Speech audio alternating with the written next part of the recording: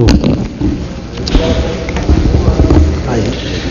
Senhor presidente, senhores deputados, senhoras deputadas,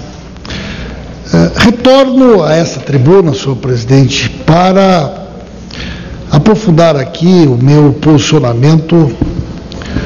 no que diz respeito ao tema da liberdade de expressão e aquilo que eu classifico como um processo de asfixia que hoje está sendo desenvolvido no Brasil, direcionado este processo para os chamados blogueiros progressistas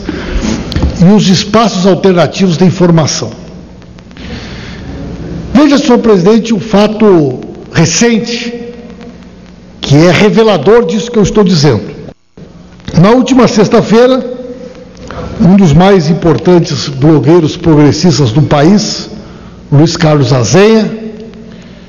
informava que estaria fechando o seu blog, o Viu Mundo, por conta da condenação pela Justiça para que ele pague uma indenização de R$30 mil por uma suposta campanha difamatória do blog Viu Mundo contra a Rede Globo e, mais diretamente, contra o seu diretor, Ali Kamel, que se revelou inconformado com aquilo que foi classificado como uma ação difamatória contra a Rede Globo, promovida pelo blog Viu Mundo. Curiosamente, senhor presidente, este mesmo Ali Kamel processou o Rodrigo Viana, também jornalista, ex-servidores da Rede Globo, por uma piada. Processou o Marco Aurélio Melo, também ex-jornalista da Rede Globo, devido a uma obra de ficção. E isto faz com que este processo crescente, no qual também faz parte a ação da Folha de São Paulo contra os criadores do blog Folha de São Paulo, das ações judiciais contra Luiz Nassif, contra Paulo Henrique Amorim e outros blogueiros progressistas, revele uma face desta disputa, a disputa da judicialização como forma de calar, asfixiar a possibilidade de protagonismo destes espaços democráticos na sociedade. E a outra, senhor presidente, infelizmente, é a asfixia econômica. Nós observamos que a lógica da concentração das verbas publicitárias do governo nas mãos dos grandes veículos de comunicação muito pouco se alterou ao longo destes 10 anos de governos populares do nosso país. Pelo contrário, senhor presidente, há sinais de que, em alguns casos, inclusive, esta concentração tenha se acentuado. E é por isso que eu estou tomando a iniciativa de propor à bancada do Partido dos Trabalhadores que nós possamos realizar um seminário da nossa bancada para, num segundo momento, trazer esse debate para dentro da casa, onde nós possamos, em primeiro lugar, trazer aqui a SECOM, para que possa nos apresentar um balanço da distribuição de verbas orçamentárias da administração direta e indireta, das empresas públicas ao longo dos últimos 10 anos, dos critérios utilizados. E, num segundo momento, possamos ouvir os blogueiros progressistas, possamos ouvir as rádios comunitárias. Veja, senhor presidente, que as rádios comunitárias, ferramentas tão importantes de democratização do acesso à informação, em alguns casos, temos processos tramitando há quase 10 anos no Ministério das Comunicações. Queremos ouvir também as representações das mídias regionais, dos jornais, das rádios do interior, que se ressentem, especialmente nesse período mais recente, de um recrudescimento da concentração das verbas publicitárias nas mãos dos grandes veículos de comunicação. Então nós temos, por um lado, uma perseguição que se utiliza do conservadorismo crescente do Poder Judiciário a serviço dos interesses dos grandes veículos de comunicação e, de outro lado, uma ação governamental que constrange a existência desses veículos e desses espaços com uma política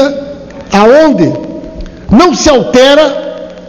esta relação conservadora, histórica e tradicional de financiamento público dos grandes veículos conservadores de comunicação deste país. Ora, senhor presidente, um país que quer superar, do ponto de vista estrutural, alguns dos grandes gargalos que impedem os avanços democráticos, não pode, senhor presidente, abdicar de fazer esse debate e de fazer essa discussão. Não é possível, senhor presidente, hoje, 1º de abril, a data que marca o golpe de 64, que aqueles grandes setores da mídia nacional que estiveram ao lado dos militares no golpe, que usufruíram das benesses de serem amigos da ditadura durante todo o período ditatorial, sejam os mesmos que até hoje dominem, controlem e tenham o apoio direto dos recursos públicos para a sustentação das suas empresas, em detrimento de uma iniciativa mais ousada que possa enfrentar esta concentração e possa democratizar de fato a possibilidade de acesso da população aos meios de comunicação alternativo. Veja, senhor presidente, que a internet, ela é uma ferramenta que hoje permite uma inovação até algumas décadas impossível de ser pensada. A possibilidade de que nós possamos ter protagonistas, fazendo com que as suas opiniões e ideias possam ser divulgadas, debatidas, independente da necessidade de ter uma concessão, de ter um controle de um grande canal de rádio e de televisão. Mas hoje é clara a ação no sentido de asfixiar a possibilidade de que estes espaços alternativos façam o debate e que possam apresentar muitas vezes uma versão diferenciada e alternativa desta realidade que tradicionalmente os veículos de comunicação buscam vender ao povo brasileiro como verdade.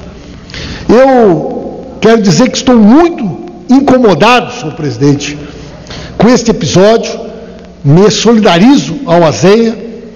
espero que ele não feche o seu blog. Hoje já vi uma notícia onde ele anuncia que o blog permanecerá no ar e somente ele vai se retirar, porque nós não podemos abdicar de fazer essa disputa. Existe uma verdadeira rede hoje no Brasil, de rádios comunitárias, de blogs, de sites progressistas, que tem sido fundamental para fazer com que a sociedade tenha a possibilidade de acesso de uma outra visão, de um outro olhar, de uma outra leitura a respeito não só da política nacional, mas também no âmbito dos estados e dos municípios. E ações como essa do Poder Judiciário, ou ações como essa, aonde, através da dificuldade de acesso ao financiamento, e eu não estou falando aqui só do apoio público, mas também empresas que muitas vezes acabam sendo constrangidas pelo fato de estarem apoiando um ou outro meio alternativo de informação, ações como essa causam um desserviço à democracia e impedem a pluralidade necessária na divulgação da informação e da liberdade de expressão do nosso país. Eu tenho convicção de que nós fomos eleitos, o presidente Lula, em 2 oportunidades, e a presidente Dilma em 1 oportunidade, para ter a ousadia e a coragem de tratar de sistemas estratégicos e estruturais para a consolidação de uma democracia verdadeira neste país. E nós não vamos avançar nessa direção se abdicarmos de fazermos com coragem, com determinação, esse debate e essa discussão. E é por isso que eu vou levar para a bancada do PT a proposta de realização desse seminário, para que nós possamos, a partir do nosso partido, abrir esses dados, essas informações, e assumirmos de maneira corajosa uma discussão a respeito desse tema, do meu ponto de vista, fundamental e urgente para a consolidação da democracia do nosso país. Receba a minha solidariedade ao Azeia e, na pessoa dele, a todos os blogueiros progressistas, aqueles que têm sites progressistas e que têm sido vítima da perseguição e têm sido vítima desse tipo de ação que eu condeno e que venho à tribuna desta casa para denunciar. Muito obrigado pela atenção, senhor presidente, e pela tolerância de Vossa Excelência.